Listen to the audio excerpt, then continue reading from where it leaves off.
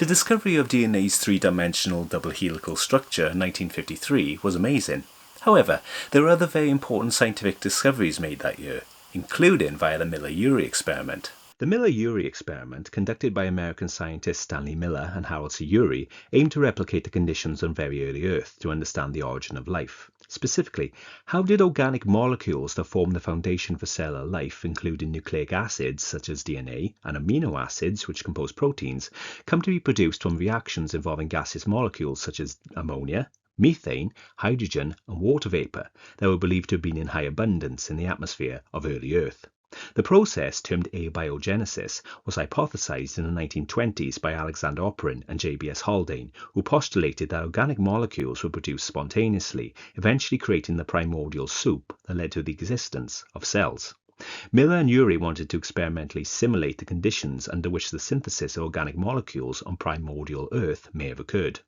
Miller-Urey's experiment was centered on the atmosphere of early Earth having very little oxygen, but a lot of hydrogen and hydrogen-containing gases such as ammonia and methane. These conditions were thought to be conducive with reduction reactions, which is the process where one substance donates electrons to another substance. Ammonia and methane are prominent reducing agents, meaning they become oxidized, lose electrons in the process. These redox reactions, assisted by an external energy source, lightning, were believed to have allowed for the seemingly spontaneous production of complex organic molecules from simple atmospheric gaseous molecules. Miller-Urey sought to examine this theory, focusing mainly on amino acids. In the experiment, two glass flasks were connected by glass tubing. Miller and Urey filled the lower flask with water, which was boiled to produce water vapor and mimic the ocean of early Earth. The water vapor travelled through the glass tubing, the upper flask, that contained hydrogen gas, methane and ammonia, mimicking the suspected atmosphere of early Earth. The gases mixed in the upper flask before Miller and Urey provided an energy source via two inserted electrodes that simulated lightning.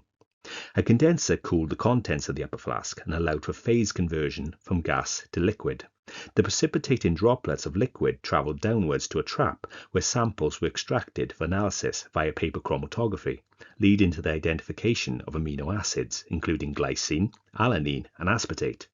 The experiment was repeated in subsequent decades by Miller himself and others, many of whom changed the method, including using ultraviolet light as an energy source, different gases such as carbon dioxide and nitrogen, and more advanced analytical techniques. The production of amino acids, carbohydrates and nitrogenous bases such as adenine was recorded. The production of organic molecules using carbon dioxide and nitrogen encourages opposition against the reducing atmosphere hypothesis, instead suggesting that early Earth's atmosphere may have been more neutral, with methane and ammonia perhaps existing in smaller volumes.